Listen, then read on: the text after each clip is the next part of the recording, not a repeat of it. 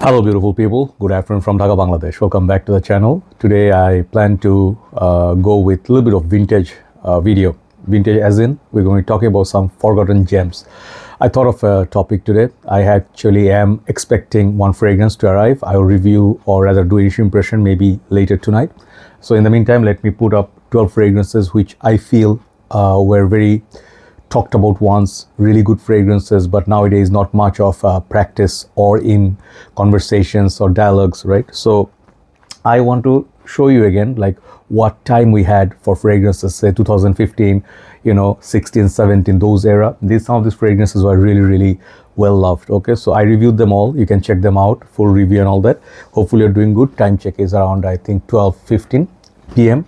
It was getting cloudy, but now the sun is out. Okay, so let's start. First fragrance I'm going to show you, these are not all mainstream, by the way. Some of them were, loved by some, but not really hyped, but I love them. I still adored them. First of all, I'm going to show you Ferraris. This is called Leather Essence, okay? So this is from that line where they had Bright Neroli, the lavender, and then they had few more. Okay, and Ferraris, this line is whole line is discontinued, very hard to find, very expensive. This fragrance, look at the juice color, look at the leather wrap. If you never tried it, you'll get some idea what kind of fragrance this is going to be. This is actually not very beast mode, okay? I have another fragrance, couple of them, which are kind of beast mode, but this, it's kind of like sweet take on leather. It's very beautiful. It got some fruitiness to it, some freshness to it, but mostly I really enjoy rocking this in winter time. So Ferrari's first one is going to be Leather Essence. Just look at the stitching, okay? Just want to remind you, beautiful stitching, beautiful like a cap and all that. So first one is this one, the Ferrari. The second one, sorry, I am running a little bit of a cold situation because of some ice cream I had last night. Okay, yeah, not really disciplined. Okay, so next one is this one, Lalique En A L'Extreme. Okay, this one, when it came out, I remember one of the reviewers, I don't remember if it was Max Forte or was it Sebastian Zara, one of them, they talked about this so highly and I was so intrigued. There was a time, I'm going to do some storytelling, okay? There was a time I used to do a lot of research, find out about fragrances, underrated, hidden gems or hard to find, I used to collect them without the hype. And what I used to do is I wanted to make content, I have many fragrance reviews on YouTube that many reviewers didn't even cover. So even some of them are affordable, like this one was very affordable when it came out, like under $45. Man, the quality in this fragrance, this is like original Encre Noir. Definitely you get that woody vetiver, the inky vetiver sort of mix, but the ink is not so much in this. This one, the emphasis on booze. They made a fragrance, like dark, woody, spicy, but at the same time, a little bit of booziness, okay? So this one I rocked is very smooth sprayer, very excellent fragrance. If you talk about some expensive niche perfumes out there, they do have this quality, but the price tag would be one more zero. So if, I don't know if this is available still, Encre Noir A L'Extreme by Lalique. Great fragrance house, great fragrance house, okay? Next one I'm going to show you, this was one of my favorites, always. I had this old formulation, then I sold it off, but luckily I found one more old formulation. This perfume was a dark take on a very popular fragrance called Dolce & Gabbana Purom. Okay, so this is called Purom Intenso. This fragrance, I think they re-released under a new box, and the writings are a bit different. And I tried them side by side. This old version, it's just so much more potent, richer, and the dark take on tobacco. Lavender, spices, very masculine fragrance. The same league, or I would say rather a family as Bulgari's Men in Black, fragrances like those, darkness, nighttime, masculinity. And if you really want to wear something that makes a statement, strong for evening time, this is a great fragrance for that, Intenso. This one is now forgotten. I don't see it anywhere, people posting in my group, any other group. So Intenso. I'll write down all the names, don't worry. Next one, these are all in random. These are not like ranking, okay? Next one is this one. Hype Beast at one time, CH Man by Carolina Herrera, or if you say properly, Carolina Herrera, okay? H is silent. So this is the famous Thai version.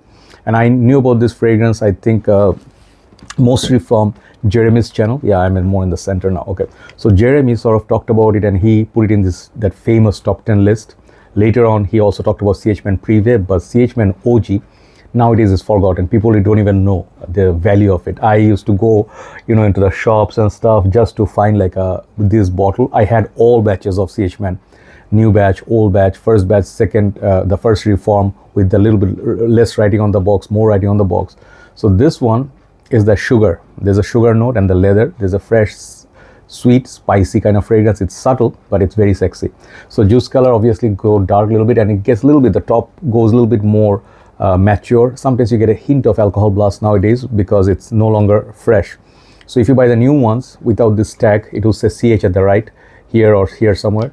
That's okay, but it's like a shadow self of this. Okay, CH Man itself is a great fragrance, signature scent worthy, very sexy masculine perfume. The dry down of this is very, very nice. So now it's now very, very hard to find CH Man. The next one, you can find these, but I am pretty sure very soon they will discontinue this because they always do this with the great fragrances. This is one of my favorite, back in the days, very affordable fragrance called Dunhill's London. I didn't have breakfast. I'm sorry. I'm waiting for a friend for lunch. I just had the lemon honey water, so I'm still not fully up. This is Burberry's London, not Dunhill.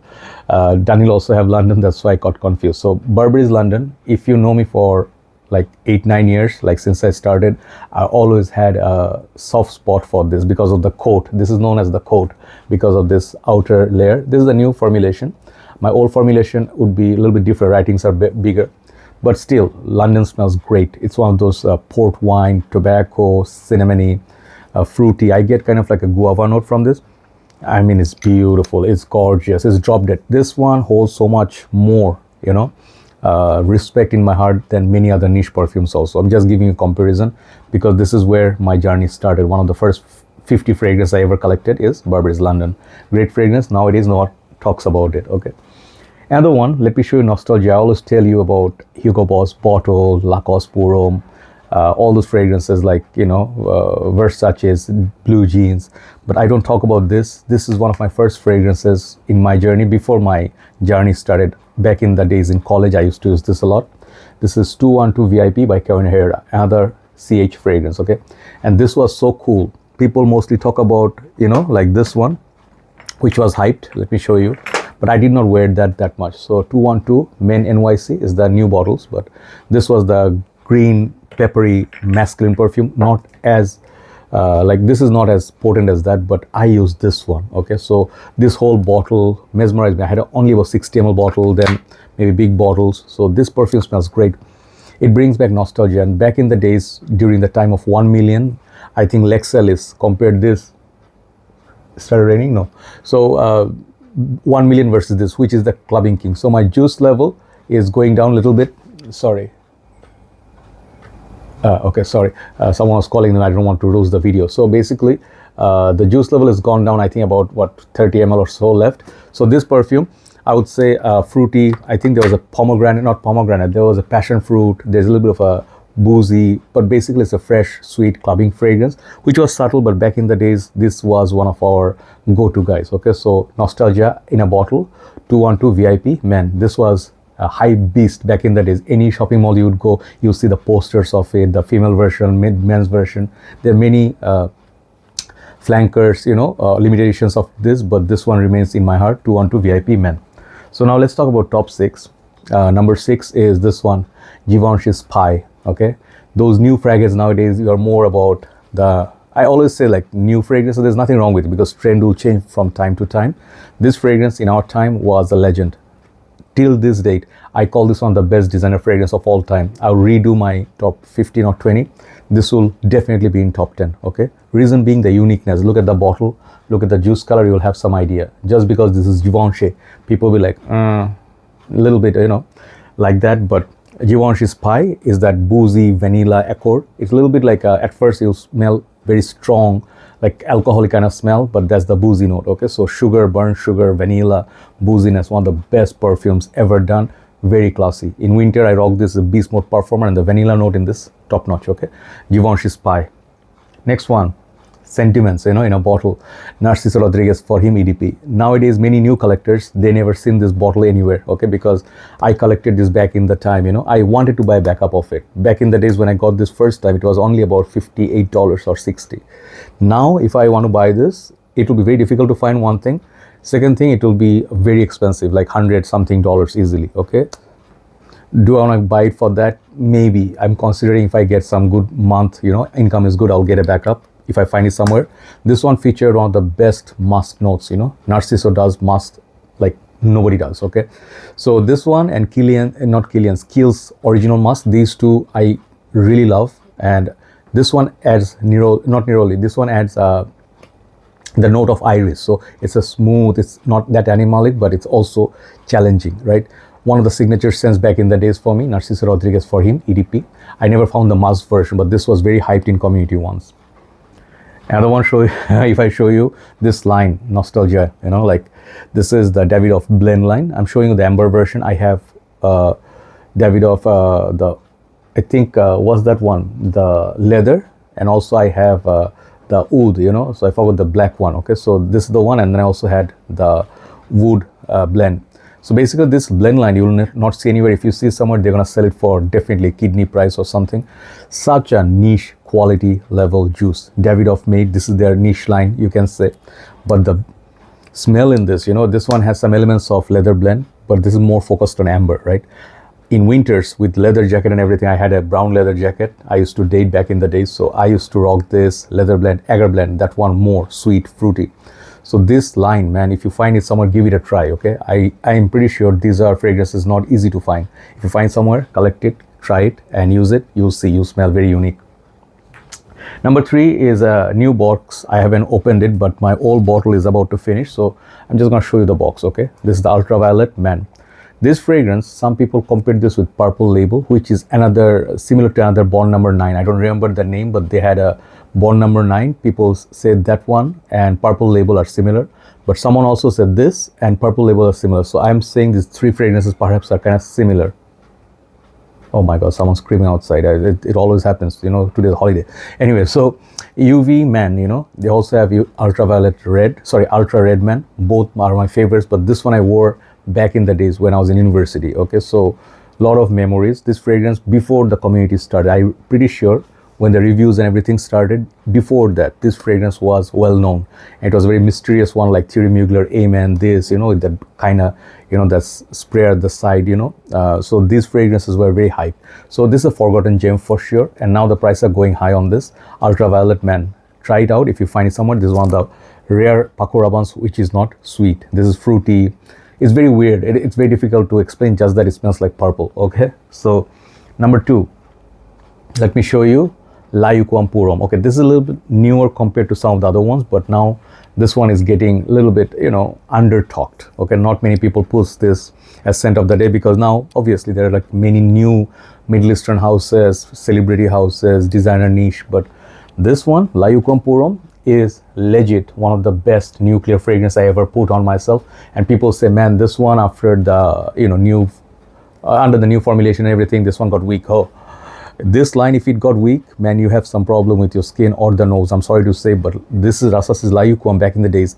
This one took over the market by storm. Okay, because people knew Tom Ford's Tuscan leather and this, they are kind of similar, but this was so much more beast mode, more raspberry in it, and a much cheaper price tag, $75. Okay, for 75 ml. But Tuscan leather was like around $400. So people easily picked this up, and this was very hyped in community, you know, back in the days, like when Shura and Hawas came, those were popular. Sidinim were popular. Before that, this was popular. Before Sidinim, this was a hype beast. So try it, Tuscan leather lovers, try it.